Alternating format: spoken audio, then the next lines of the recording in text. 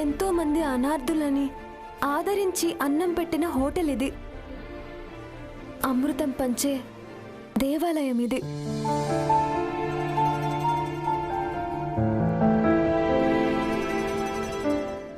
Rajeshwari విలాస్లో food poison జరిగిన రోజు ఇక్కడ ఫుడ్లో కలిసిన కెమికల్ ఇది. ఇది కేడీ గ్రూప్ ఆఫ్ హోటల్స్లో వాడే కెమికల్.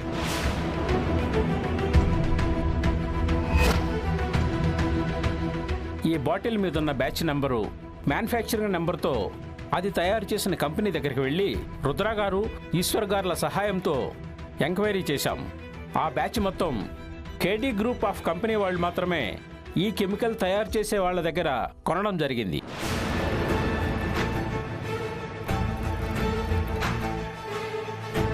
ఈశ్వరి ఏంటి కథని అటు తిప్పి ఇటు తిప్పి కేడి దగ్గర ముగించింది? ఇప్పుడు ఈశ్వరి కొట్టిన దెబ్బతో మీడియా అంతా కేడి వైపు తిరుగుతుంది. ఈశ్వరి ఇచ్చిన స్టేట్మెంట్ కేడి వ్యాపారం మీద ప్రభావం చూపిస్తుంది. పాపం ఇప్పుడు కేడి పరిస్థితి ఏంటో. న్యూస్ చూశారుగా?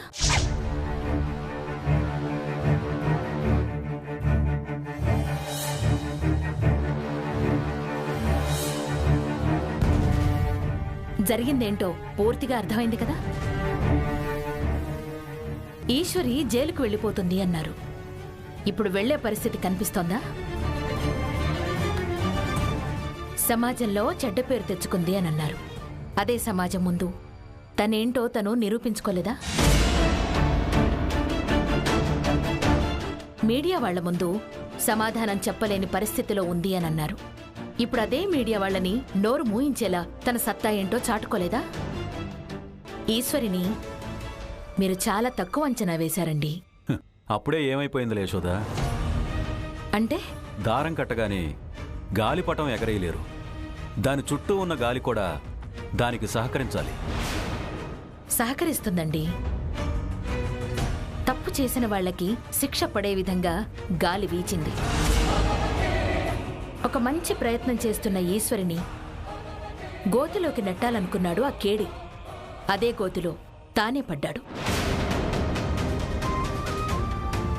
తోక జాడించిన ఆఫీసర్లే తోక ముడుచుకొని తాళం ఓపెన్ చేశారు. రాజేశ్వరి విలాస్ కాఫీ క్లబ్ అంటే ఏంటో ఈ ప్రపంచానికి అర్థమైందండి. అది చాలు. ఇంకా మీరు అర్థం చేసుకుని సర్టిఫికెట్ ఇవ్వాల్సిన అవసరం లేదు.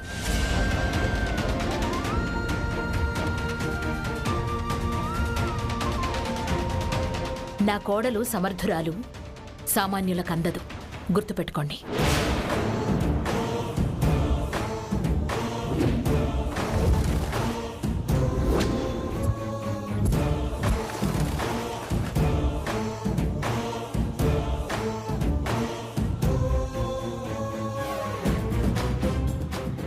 ఈశ్వరి అంత మామూలుది కాదని ఇప్పుడిప్పుడే అర్థమవుతుంది. తనని పడగొట్టడానికి, పతనం చెయ్యడానికి చిన్న చిన్న ప్రయత్నాలు సరిపోవు. అతి పెద్ద స్థాయిలోనే ప్రయత్నాలు జరగాలి. తనని పాతాళానికి తొక్కాలి.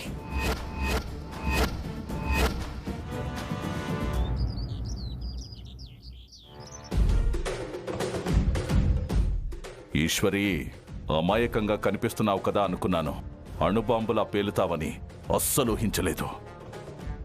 నిన్ను రుద్రని పడగొట్టడానికి నేనే ఎన్నో అస్త్రాలు సంధించాను అని సంబరపడిపోయాను. కానీ ఒకే ఒక్క బలమైన అస్త్రం ప్రయోగించి నా బలాన్ని నేలమట్టం చేశావు. మీ ఇద్దరిని ఊరికే వదలను ఈశ్వరి.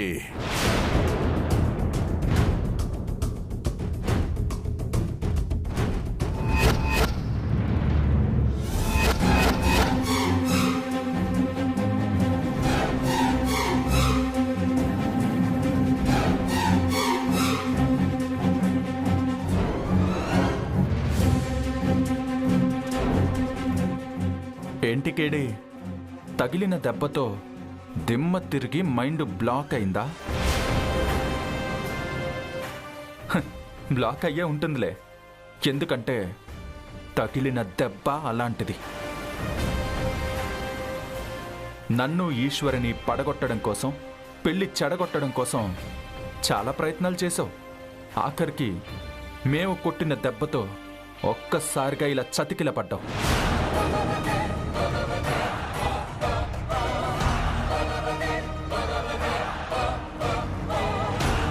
ఇంతకీ ఆ పెద్ద విని ఎక్కడ దాచావు?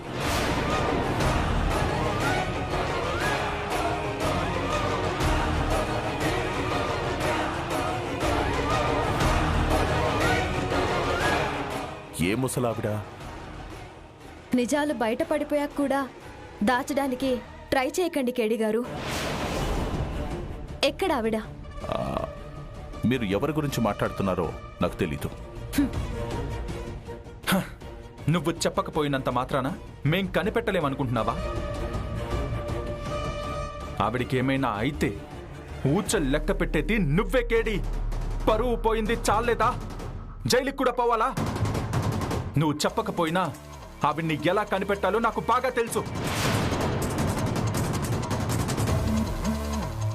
ఒక్క విషయం బాగా గుర్తుపెట్టుకో కేడి.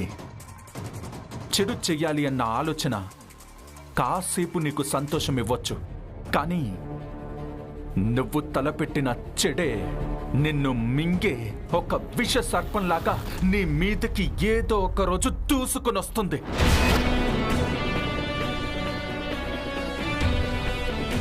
ఏళ్ల తరబడి స్వార్థపు ఇటుకలతో కట్టుకున్న నీ కోటని కూల్చి వెళ్ళిపోతుంది. ఆ విషయం నీకు బాగా తెలిసొచ్చుంటుందే. ఇంకెప్పుడు మర్చిపోకు.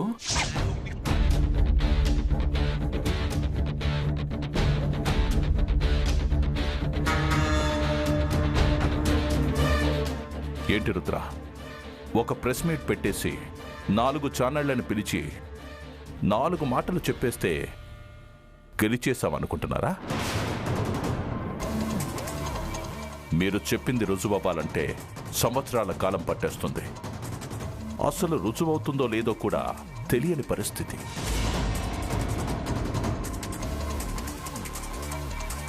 రుజువు అవడానికి సంవత్సరాలు పట్టొచ్చు కేడి గారు, కానీ నేలమట్టమైన మీ పరువు మళ్ళీ లేచి నిలబడదు. భూస్థాపితమైన మీ హోటల్స్ పేరు మళ్ళీ జనాల మనసుల్ని గెలుచుకోలేదు. ఒక్కసారి పబ్లిక్లో మీరు పోగొట్టుకున్న నమ్మకం మళ్ళీ అంత సులువుగా తిరిగి రాదు. ఇది చాలదా మీరు ఓడిపోయారు అని చెప్పడానికి?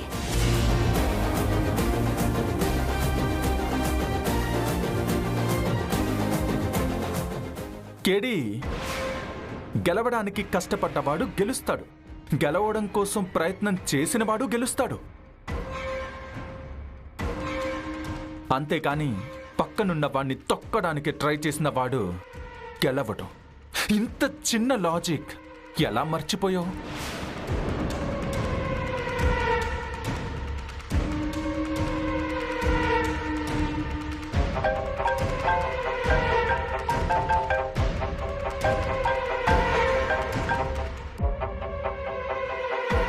హలో సార్, మీడియాలో వచ్చిన వార్తలతో మన హోటల్స్ షేర్ వాల్యూ హఠాత్తుగా పడిపోయింది సార్.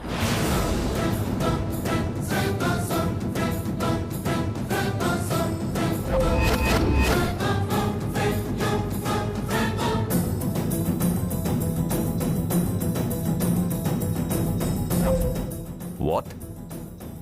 షేర్ వాల్యూ పడిపోయిందా? అవును సార్, మన హోటల్స్ మీద బాగా నెగిటివిటీ పెరిగిపోయింది సార్. ఇక మన హోటల్స్ మీద జనాలకి నమ్మకం కూడా తగ్గిపోయింది సార్. సరే సరే, నేను మళ్ళీ ఫోన్ చేస్తాను.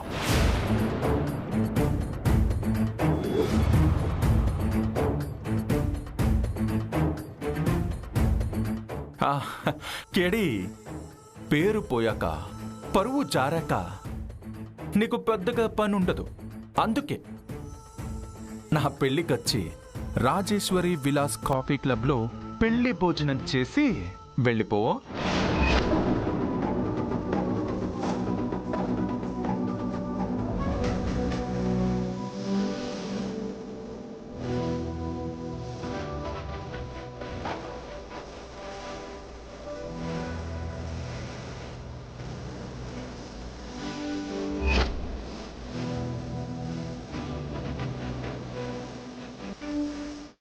కేడి గారు తప్పకుండా రండి. హా?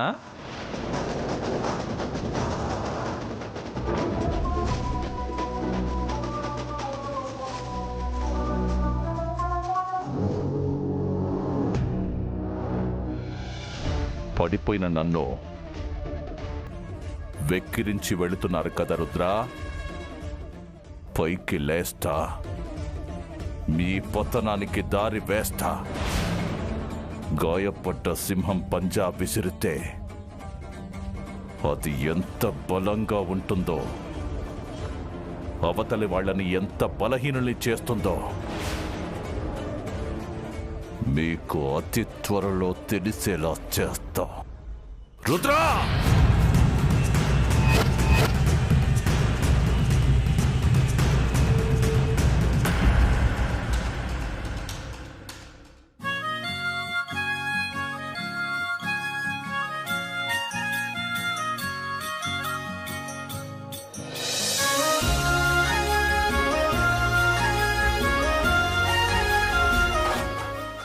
ఈశ్వరి,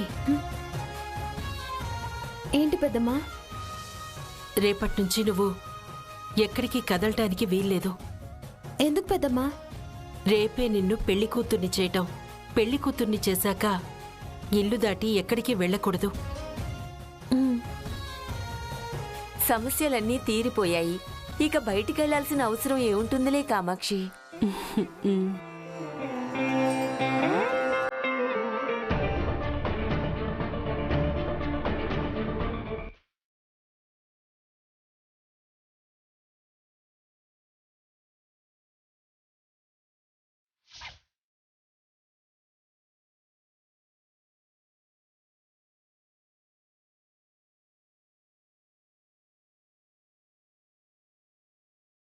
పాపం పెళ్లికి వేయించిన శుభలేఖలు మంటల్లో కాలిపోయినట్టున్నాయి.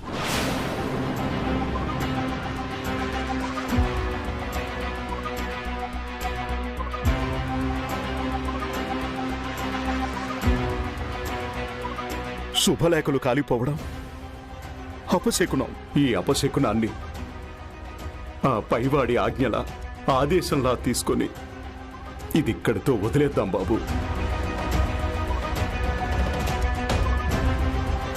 రేపు నిజం బయటపడితే తాతయ్య మిమ్మల్ని నన్ను ఎప్పటికీ క్షమించరు.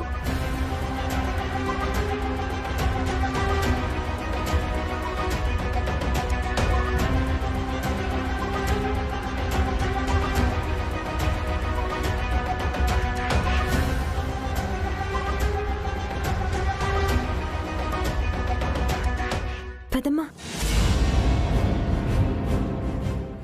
ఈశ్వరి గారు, కాలిపోయిన ఇంట్లో అక్కడక్కడ మిగిలిన కొన్ని వస్తువులు దొరికాయి. వాటిని బాక్సులో పెట్టి తీసుకొచ్చాను. ఇల్లు ఎప్పటికల్లా రెడీ అవుతుందని చెప్పారు? ఇంకొక 2-3 రోజుల్లో రెడీ చేసి ఇస్తాను అని చెప్పారు మేడం. సరేనండి. సరే మేడం, నేను వెళ్ళొస్తాను. అలాగే.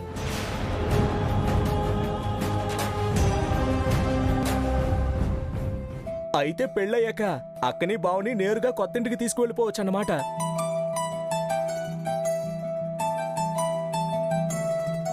అవునరా వంశీ, ఇంకా ఎన్నాళ్ళని హోటల్లో కాలక్షేపం చేస్తాను చెప్పు. ఇదిగో ఆ బాక్సులు 2 లోపల పెట్టు. అలాగే నాన్న. పెద్దమ్మ, అయ్యో ఒక్క నిమిషం వంశీ.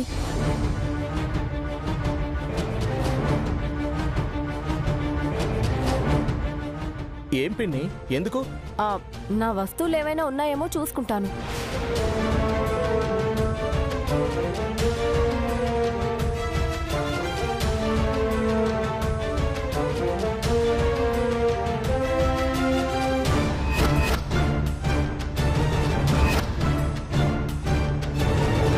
ఏం చేస్తున్నారండి? నా వస్తువులు చూసుకోవాలి కదా. మీ వస్తువులంటూ ఏముంటాయే? ఓ మేకప్ సామాన్లా? అవెప్పుడూ ఆ మంటలో తగలబడిపోయాయి. ఇంకా అవి దొరుకుతాయి అనుకోవటం నీ అమాయకత్వం. అరే వంశీ, ఈ బాక్సులు తీసుకెళ్లి లోపల పెట్టు.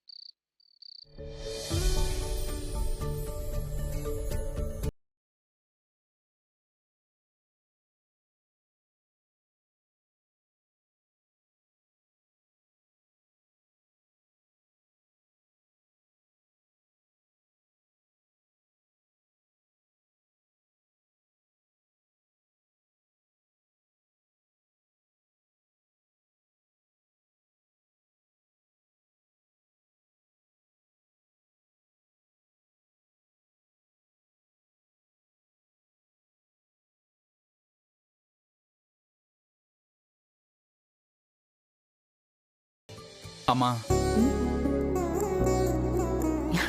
ఏంటి నాన్నా? ఎంత నీ కొడుకు పెళ్ళైతే మాత్రం నీ ఆరోగ్యం గురించి పట్టించుకోవా? ఎన్నో ఎత్తుపల్లాలు దాటుకుని ఎన్నో విచిత్రమైన మలుపులు ఛేదించుకొని నువ్వు ఈశ్వరి పెళ్లి వరకు వచ్చారు. ఇంత సంతోషం ముందు ఇప్పుడు నా ఆరోగ్యానికి వచ్చిన కొదవేం లేదు నాన్న. నేను ఆరోగ్యంగానే ఉన్నాను, చాలా సంతోషంగా కూడా ఉన్నాను. ఎందుకో తెలుసా? ఈశ్వరి నీ జీవితంలో కడుగు పెట్టే సమయంలోనే జీవితాంతం ప్రత్యర్థిగా ఉంటాడు అనుకున్న కేడి నాశనం కూడా జరిగిపోయింది.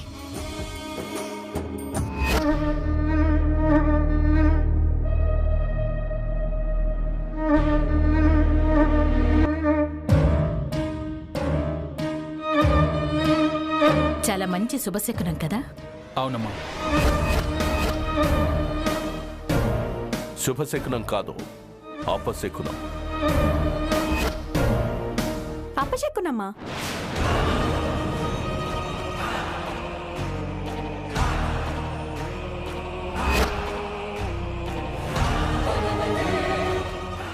కాదు కాదు, నా పేరు ఆపాసనం. ఎవరు కావాలి? రుద్రగారు కావాలి. విషయం ఏంటో తెలుసుకోవచ్చా?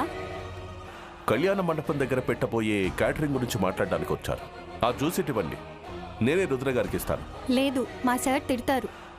ఇవ్వండి ఇవ్వండి, ఏం పర్లేదు. రేపు పెళ్లి మండపం దగ్గర మా మర్యాదలు ఎలా ఉంటాయో ఇప్పటి నుంచి ఆయనకు చూపించాలనుకుంటున్నాను.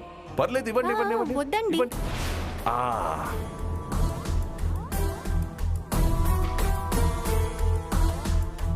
ఇంత సింపుల్ గా సర్వ్ చేస్తే ఏం బాగుంటుంది? ప్రొఫెషనల్ సర్వీసింగ్ పర్ఫెక్ట్ గా ఉండాలి. ఈ ట్రేలో కాస్త ఫ్లవర్స్ పెడితే కరెక్ట్ గా ఉంటుంది. ఈ ఇంట్లో ఏమైనా ఫ్లవర్స్ ఉంటే తీసుకురండి.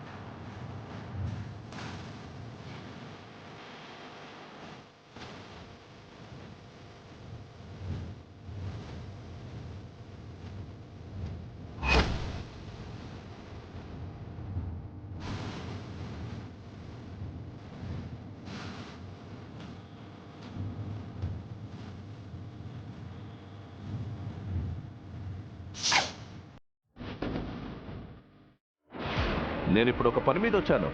అది ఫినిష్ చేసుకోగానే వచ్చేస్తాను. సార్, ఒక్క నిమిషం లైన్లో ఉండండి. ఇదిగోండి. ఫ్లవర్ చాలా బాగుంది, థ్యాంక్ యూ. నేను ఫోన్ మాట్లాడుతున్నాను. ఈ జ్యూసు మీరే మీ సార్కి ఇవ్వండి. ఫోన్ మాట్లాడేసాకొచ్చి మీ సార్తో మాట్లాడతాను. సరే అండి.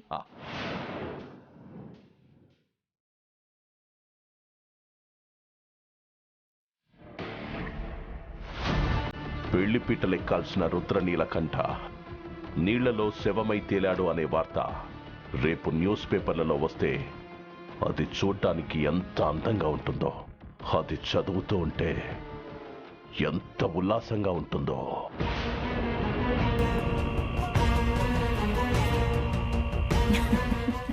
సార్, జ్యూస్ తీసుకోండి.